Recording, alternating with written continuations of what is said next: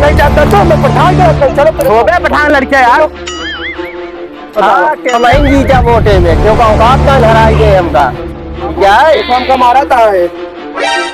जानतना पठान के लड़के तो का ना पता है प्रधान के लौंडा आया डे के ऊपर कैसे हाथ उठाया तो आज हिम्मत कैसे भेल लौंडा ऊपर हाथ उठावे के तू जानते ना हमका हम जानते ही तू प्रधान है हम जानते हम के तब तू हाथ उठाया सुनो प्रधान हमारे घर में हमें परिवार में 80 वोट है एक जान दिया प्रधान है 80 वोट मालिक है अकेले जहाँ चाहा वहाँ वोट गिरे सारे चल माफी मांग हाँ चल मार रहे क्या तो हो गए